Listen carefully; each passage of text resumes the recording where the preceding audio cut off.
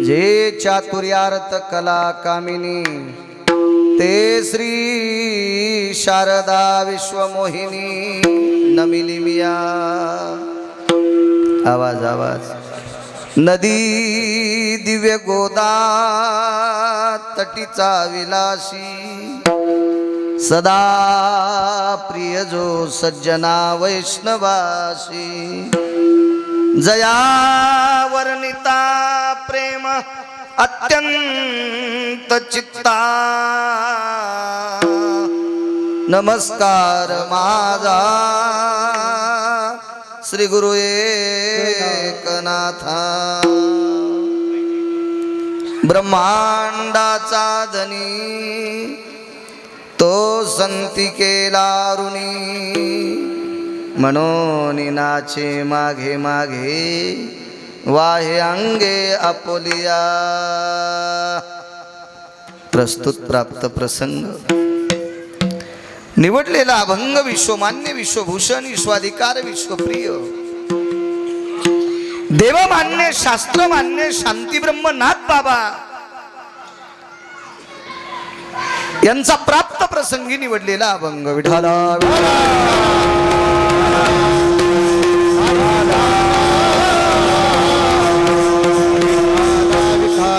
प्राप्त प्रसंगी निवडलेला अभंग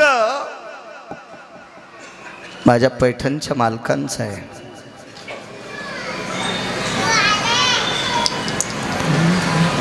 या अभंगाद्वारे मालक नमूद करतात, पैठणचे मालक, की ब्रह्मांडाच्या मालकावर संतांचं कर्ज आहे। तो संती केला ऋणी। ऋणी या शब्दाचा अर्थ कर्ज। मग ज्या अर्थी ब्रह्मांडाच्या मालकावर संतांचं कर्ज आहे त्या अर्थी ते कर्ज फेडण्यासाठी त्यांच्याकडे नाचतोय। मनोनी नाचे मागे मागे। नाचणे या शब्दाचा अर्थ पायात घुंगर बांधून नाही। ज्या संतांनी अप्रतिम अशा प्रकारचं कुठलं कर्ज आहे उपकाराचं, ते कर्ज फेडण्यासाठी जगाचा मालक त्यांच्याकडची सर्व पडलेली कामं करतो। इति नाम नाचणे। मनोनी नाचे मागे मागे साकडे पडोने दी काही व्यथा आपणची माथा ओढवी। साकडे नाना प्रकारचे कोढे असतील, संकट असतील, ही कसल्याही प्रकारची संतांकडे येऊ देत नाही, तो स्वतःच्या डोक्यावर ओढून घेतो। एका जनार्दनी संत त्रिलोक्यात मुकुटमणी। या विश्वात संत मुकुटमणी आहे।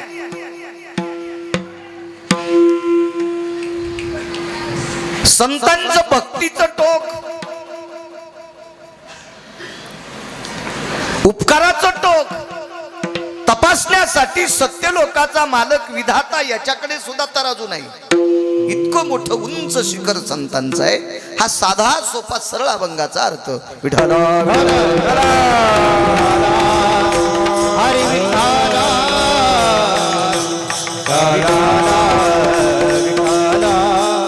एका चारवाकानी प्रश्न केलता,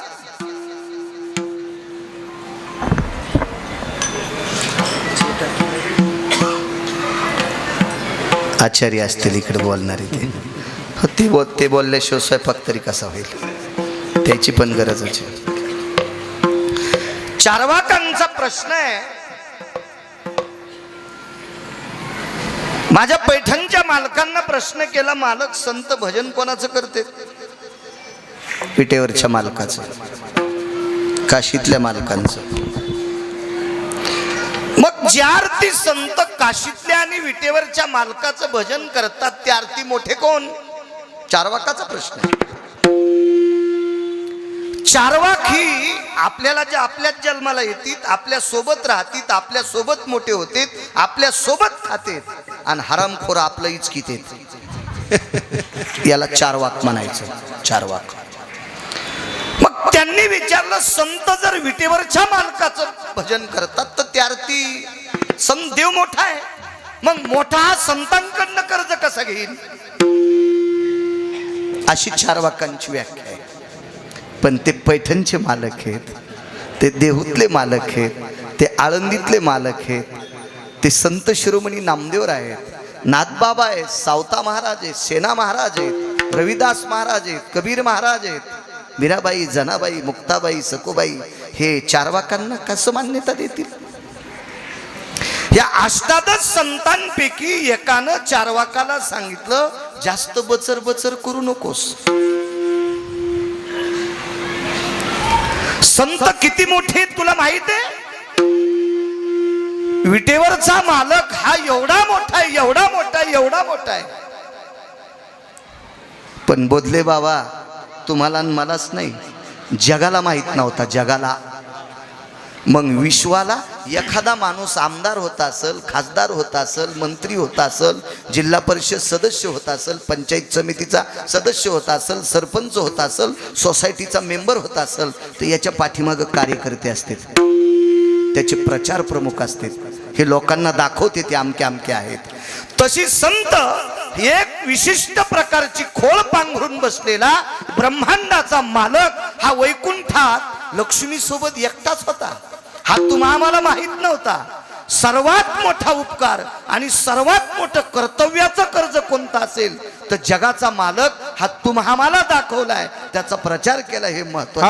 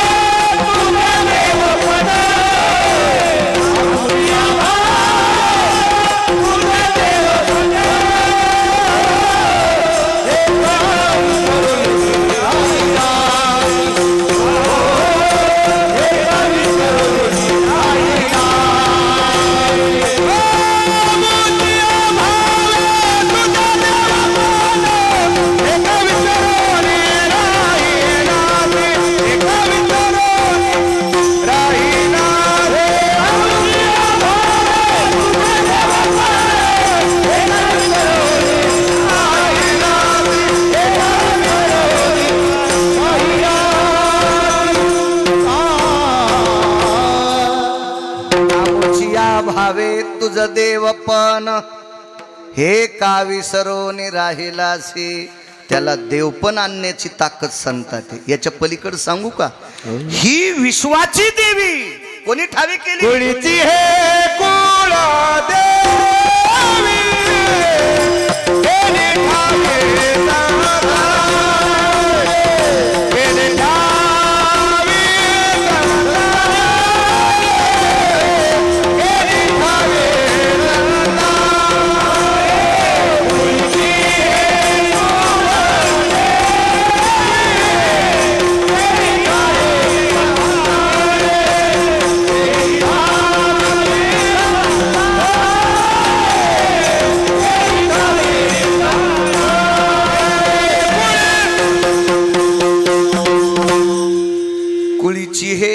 देवी केली ठावी संताने. किती उपकार, किती कर्ज, किती नाविन्य, किती सांगायचं. ब्रह्मांडाच्या मालकाला बोधले बाबा 16,108 पत्न्या, त्याच्यातली एक बी पाहती कवाडाकडं चलती भिताडाकडं अशी नाही. एक तर देशमुख साहेब लक्ष्मी, कोणाला म्हणतात लक्ष्मी? ही ज्याच्या घरी गेली त्याला कशाचीच कमी नाही, तिचं नाव लक्ष्मी. आणि ही नुसती पत्नी नसून 2-4 आवाज दिल्यावर हो म्हणती अशी नाही, ती पाय धुवावयाच्या दैवा पात्र झाली. लक्ष्मी असून महाराज पायाची सेविका आहे दाशी, अशी बायको. आणि एक तर इतकी श्रीमंत होती, तिनं 21 क्विंटल 78 किलो 44 तोळे रोजचं सोनं देणारा मनी बापाचीतून आणला. तिचं नाव होतं सत्यभामा, सत्रजिताची कन्या. 21 क्विंटल 78 किलो 44 तोळे रोज सोनं देतो आता म्हणे रोज. माहेरातून पापुड्याच आणल्या नुसत्यात सासूचा दम काढला. हो खारोड्याच आणल्या तिळं लावलेल्या तर नवऱ्याला म्हणली कशा लागायल्यात तर ते म्हणला छान लागायल्यात. येत्यात का तुमच्या माईला? हो इतकं वाटुळीने इचकिलं. तिच्या अंगावर झोपीत भिताड पडन झोपीत. माईचं वर्णन करतीन सासूची निंदा करती. तुही मातीत घरात करावं लागन घरात. तुया माईनं फक्त खारवाड्यात दिल्या 7 तासाच्या नंतर त्या निघून जात्यात. पण त्याच्या माईनं तुला हेव द्यालाय ना. याचे अक्कल असावं की नाही मला सांगायचं. मोठाडपण लय असतं आपल्याकडं. तिळभर करायचं आणि इळभर सांगायचं. 21 क्विंटल 78 किलो 44 तोळे सोनं आणणारी पत्नी एक लक्ष्मी आहे. जामवंतीचा आधार सांगत असताना शुकाचार्यांची जीभ आखूड व्हायची.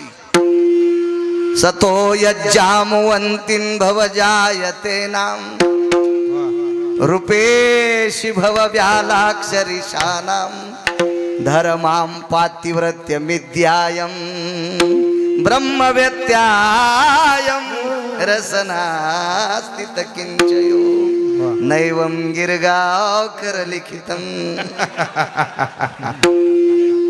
एवढा पातिव्रत धर्म सांभाळणारी पत्नी किती सुखासनो मालकाला. पण तरी बोलले बाबा विटेवरच्या मालकाला सुख नव्हतं. ते सुख सुद्धा या संतांनी दिले. संतांचे सुख झाले देवा. संतांचे सुख झाले देवा. अनावरी सेवा करिताची अरे जावे. अनावरी सेवा करिताची संतांचे सुख झाले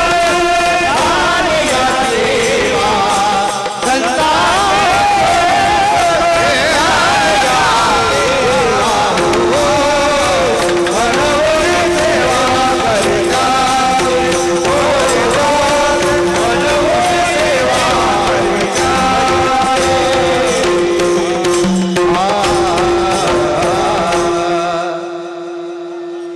बोधले बाबा सुख सुद्धा संतांनी दिले.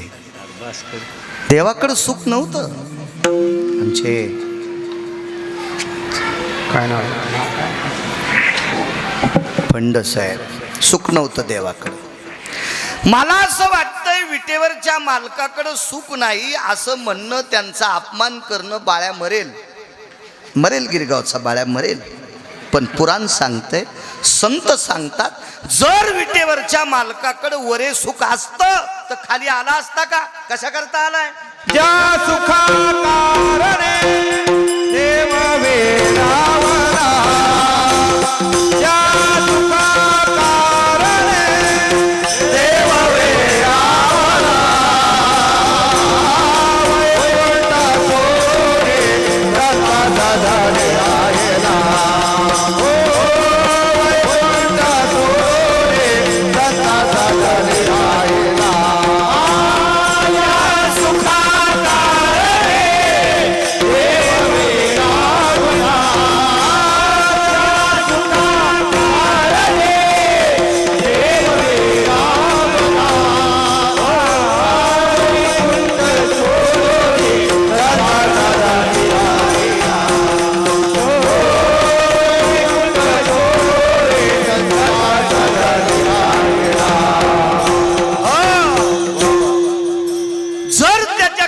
असतं तर वैकुंठ सोडून खाली मातुड्यात याची काय गरज होती?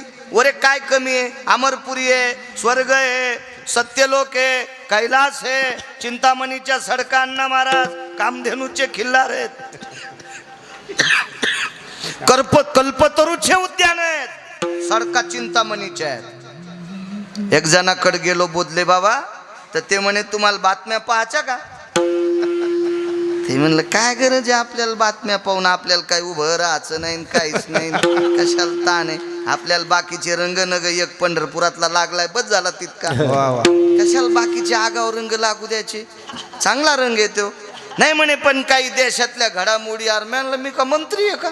आणि मी जरी ऐकलं तर आपल्याच्यान काय होतंय, मोठे मोठे गेले वाहतन झिंजुडनं घुसले गावात, काय होतंय आपल्याच्यान चिरटाच्यान एखादं नाही सहन झालं तर होतं काय आपल्याच्यान. मग कशाला त्या बातम्या नाही म्हणा, एखादं गाणंच पहा. ते म्हणलं आता गाणं कसं पाहावं, त्याला दाखवायचं होता मग टीव्ही किती मोठा आहे. मोकार टेकन चौघीत लुगडं एक. काय काय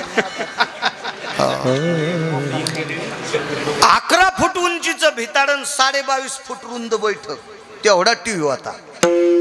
हे महाराज टीव्ही आहे. मी आणलं वा वा. रावणाला ओव्हरटेक केलं, बुक्का लावायचा राहिला होता. बुक्का लावायचा राहिला होता, असं चोंबाळलं त्याला. तुम्ही रावणाला ओव्हरटेक केलं. टीव्ही चालू करायचा का, तर मी आणलं बटन आहेत का. त्यांना असे डोळे मिचकिल्यावर टीव्ही सुरू झाला. म्हणजे टीव्हीचेच बटन आणि त्याच्या डोळ्याचं सेन्सर एक होतं. झाला आणि टीव्ही सुरू, चॅनल बदलले, गाणं सुरू झालं. तर त्याच्यात मेलेली बाई नाचत होती. 10 वर्षापूर्वी मेलती एक नटी, भिताडावून पडून काम करता करता मेलीन, ती नाचू लागली. तर मी म्हणलं ही बंद करा, मी जे कीर्तनात वर्णन केलंय ती ही नाही, ही मेलेली आहे.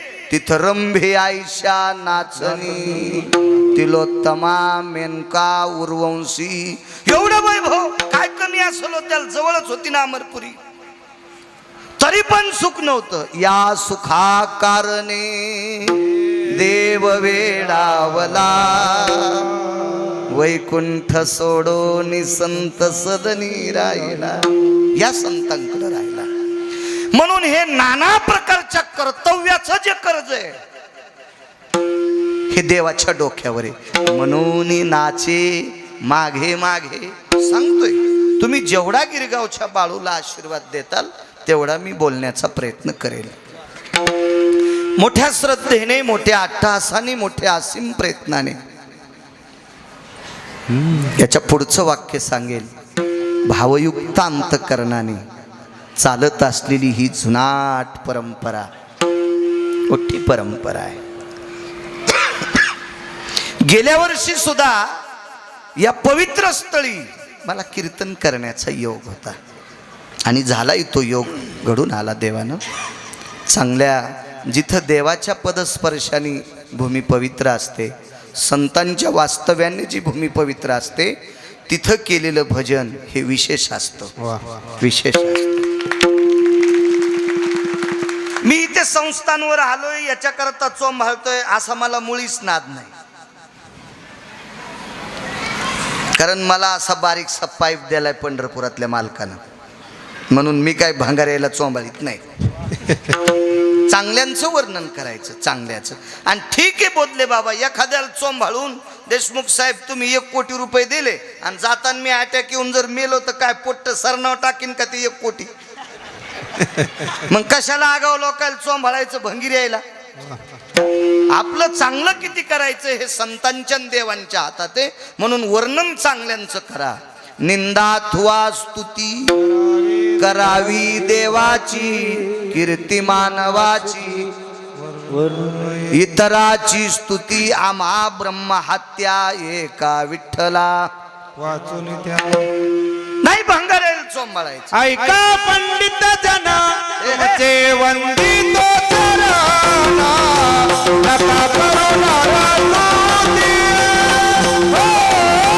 माझे परितावे विनाशाची. ऐका पंडित जना तुमचे वंदितो चरणा, नका करू नाराजी. माझे परितावे विनाशाची. संदेश उतार दादा. ऐका पंडित जन, पुढचं वाक्य ऐका. तुमचे वंदितो चरण, नका करू नरस्तुती. माझे परिसावी विनंती.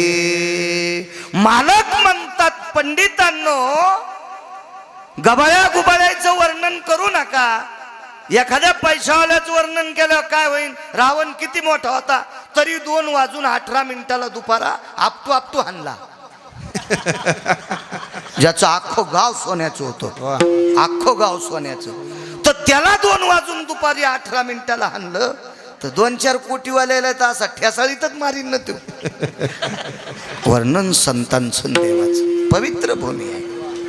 येतो योग कधी कधी आम्हाला बी नाईलाज आहे, लग्न केल्यामुळं वर्णन करावं लागतंय. तुम्ही जर मुक्त झाले त्याच्यातून मागणं पुढं फुफुटा उडव. आमचं अवघड आहे, आम्ही विरोधात गेल्यावर कसं धाकायचं. पवित्र ठिकाणी केलेलं कीर्तन भजन हे विशेष असतं, मी सांगत नाही. पैठणच्या मालकांकडे एक भूदेव आले आणि त्यांनी विचारलं संध्या कुठं करू. परमेश्वर बुवा कुठं करू संध्या. मालकाने सांगितलं देवघरात करा, तुळशीपाशी करा, गाईच्या गोठ्यात करा, गोदावरीच्या पात्रात करा. भूदेव होते पुढचे. त्यांनी विचारलं नाथ बाबा मला 4 ठिकाण कस काय सांगितले. ते म्हणले देवघरात केलेली संध्येचं पुण्य वेगळं, गाईच्या गोठ्यात केलेलं पुण्य अण्णा महाराज वेगळं, आणि तुळशीपाशी केलेलं पुण्य वेगळं, आणि पवित्र गंगेच्या तटावर केलेलं पुण्य विशेष वेगळं. ठिकाणाची ताकद असती, स्थान महात्म्य म्हणायचं. जेथे आठवती स्वामीचे ते माया, स्वामीचे ते माया, जेथे आठवती स्वामीचे ते माया, जेथे आठवती स्वामीचे ते माया, उत्तम ते ठाया, रम्य ठाया, उत्तम ते ठाया, रम्य ठाया.